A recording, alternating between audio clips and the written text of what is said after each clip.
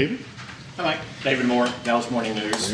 With getting back after the bye week, some of your guys who were hurt as far as Elliott and Lee Cooker and Sam Williams, what, if anything, will they do today? I see all three of those guys practicing today. Obviously we'll just watch the reps with Zeke, but I see Sam and Malik taking the majority of their scheduled reps.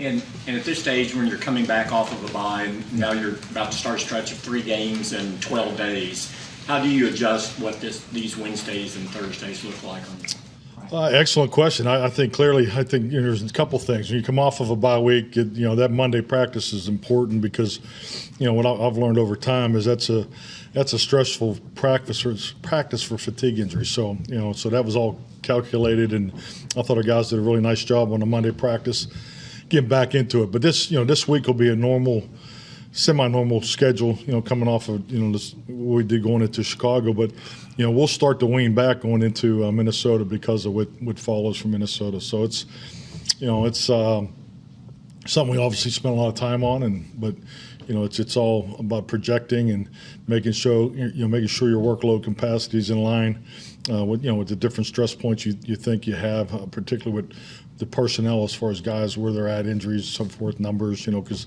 we have a couple of receivers that I'll check on when I get out of that may be sick.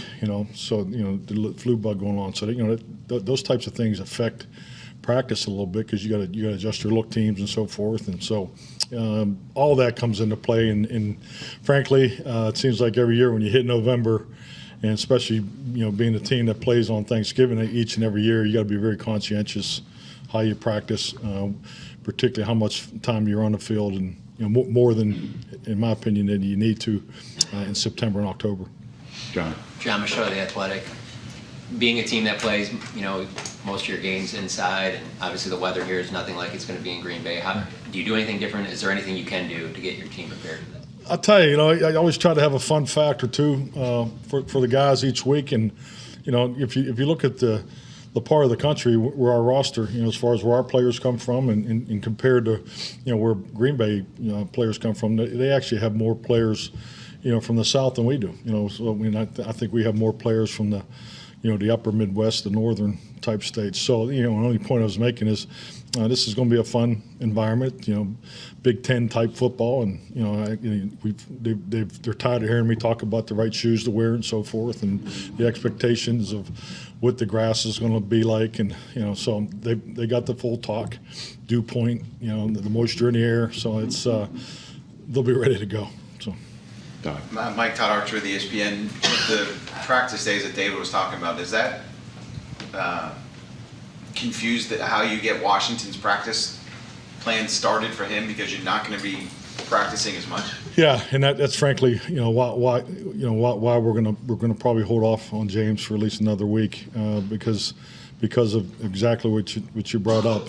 Because you look at this week's a normal practice as far as Wednesday, Thursday, Saturday, but next week will not be, and then obviously Thursday, the Thursday game coming off of the Sunday away game in Minneapolis, so that's not, that's definitely not a week you want to bring a player back as far as getting them ready with the extra stuff. So that's one of the items that go into these types of things, and but James is very, very close to being ready.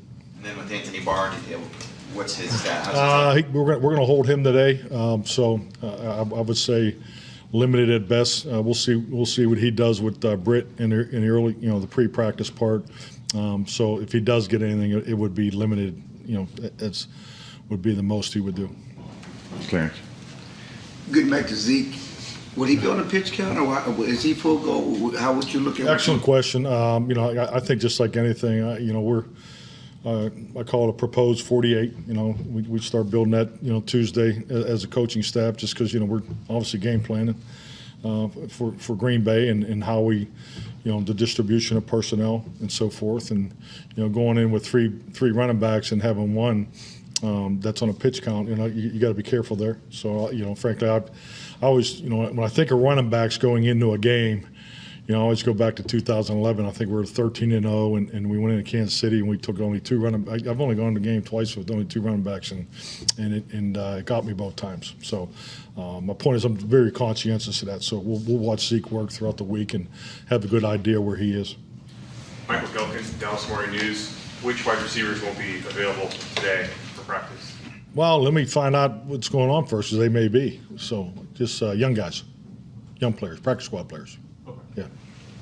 Scott. Skyler Dixon with the AP. Back on Zeke, the injury last year did limit affect his production a little bit. How concerned are you that he's going to kind of have to go through that again?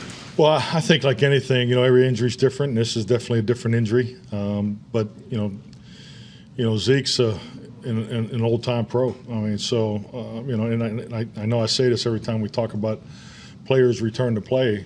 I think our process here is excellent. I think Britt Brown does a really good job, especially with players like Zeke, Dak, and D-Log, men that he's gone through this before. So I feel like we have a very good handle on it. The bye week was obviously very important for Zeke. He's made a ton of progress, and I'm frankly the wrong guy to ask. I just came from the walkthrough with Zeke, and he told me he's fine, ready to go. But I mean that's what they all tell me. So, but everything looks positive. Dave. When you look at Green Bay's passing game now without Devontae Adams, which they knew they were going to have to work through, but they've also had some injuries there on guys they were counting on. Just how different does it look now from what it normally has looked like in recent years? Well, I think like anything, I mean, the thing is different would obviously be the players, because have some younger players, but if you look at the veterans that particularly that had the time clock establishment with Aaron. I mean, it's his ball placement, his win the pre-snap mode, and all the things he does at line of scrimmage. I've watched a lot of film over the bye week, and more on the offense than clearly I normally do. And I think he's still doing so many things at a very high level. So, and that's where our focus is. Our focus is on the video. Where the ball's going, who's it's going to, why is it going there, those types of things. But the mechanics, the anticipation, the awareness, the fundamentals, the footwork, the ball placement, as I've already stated, that's why he is who he is. So he's going to be a big challenge. Calvin Watkins, Dallas Morning News. How comfortable are you guys using Clark a little bit more if you don't have Barr? Yeah, let's just see how he practices. Yeah, I'm very, very confident. I'm I love his approach, disposition since he's arrived here. He's been, he's a all-day, young man. He's always here, weekends, all those things. So I love his work ethic, obviously love his ability. But, he's a young man that missed training camp, and, he's missed some time, and he just needs as much as he can possibly get on the practice field. So. But yeah, we have excellent confidence in him. Christy Scales, Cowboys Radio. The Packers roster has turned over so much since you were there, but a couple of the guys that you brought in your last year are now key players for him, with Jair Alexander and Lazard. What do you remember them coming in, and then how you see that they're being used now? I'll say this: obviously, excellent young players. Jair, came right in immediately, made an impact. Super competitive. Obviously, very talented. He'll be competing and for every ball. That's his. I really admired his competitive spirit. And Allen's, I think he's one of your traditional West Coast receivers that obviously I prefer. And I think both those young men have done an excellent job. One of the starters in your defense was talking about how on the bye week reflection felt that if you guys can just figure out improving on the run defense, that can unlock everything and get the defense to its potential. Do you see that, and what gives you belief that this defense has it in it to be more consistent against the run? Oh, definitely. I mean, I think it's like anything. I mean, you talk about a scheme, just the way you practice. Everything has stress points, and and it's no different how the opponent views your offense, and vice versa. No different. I think clearly when I look at Green Bay, the biggest change that I see is on their special teams. They're playing their defensive starters now. I mean, there's a philosophical change that is going on up there. They've brought in some veteran, special teams players. So, all those things are part of it. And where I'm going with this is, we understand that when people look at our defense, it's like, hey, we got to try to run the ball on these guys. So we know that's the way people want to come at us. The numbers reflect that, and if you look at the number of attempts that we have seen, especially late, so we understand it's a starting point, but also we're not ignorant to blind at what comes off of those action throws and the opportunity to try to take some shots on our guys. But our run defense will be critical because it puts us in favorable down and distance to do what we do best, and that's obviously rushing the passer. I know it was a off-season focus for y'all, but why are explosive pass plays allowed down for you guys?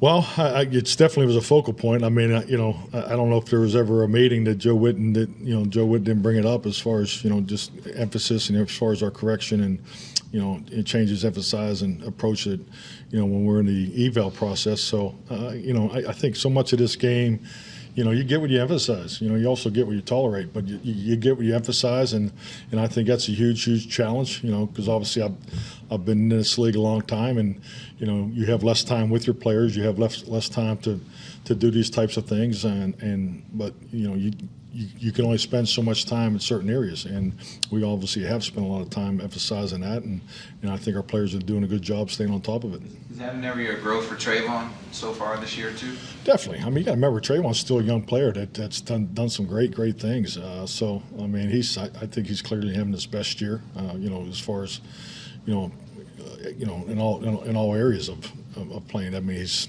so competitive, and his ball skills are so unique. But yeah, I think you're seeing year two of a defense where not only the confidence that they have in each other in the scheme, but the connection is so much higher, and that's what good offenses and good defenses do. That's how you get to be from a good offense to a great offense, or no different for the defense and special teams. So I just see the connection, the anticipation, the trust is significantly higher than it was this time last year.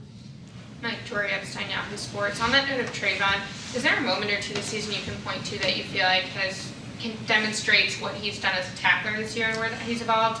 And then on a related note, how do you go about as a coach retraining a guy's brain to not be trying to avoid contact as a receiver, but to be initiating it? Well, I think it's like a lot of things in this league. Once you put video on, once you put something on video, the other side, the opponent has an opportunity to come after, to try, that happens at every position, and it's, there's some common sense, philosophical approaches I know I adhere to, and like for instance, we're in the quarterback meeting rooms, and if we got an hour and a half meeting time, and we're spending 50 minutes on the run game and 40 minutes, on the pass game, I have an issue with that. If we're spending a tremendous amount of time where our corners are tackling all the time and we're not focusing on pass defense, because at the end of the day, quarterbacks make a certain amount of money for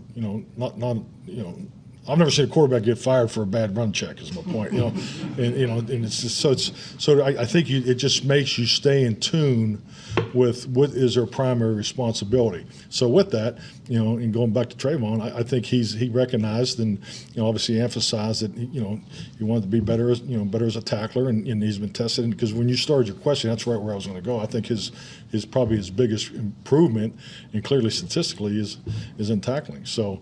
But yeah, I mean, every offensive coordinator, you look for quarters, certain coverages to make their corners tackle. that's why you get in reduced splits and so forth, because you want to get after those corners, and then obviously the action pass and take advantage of them, because the physicality out there is, that's not their preferred job responsibility. That's not their primary. This is why I'm here.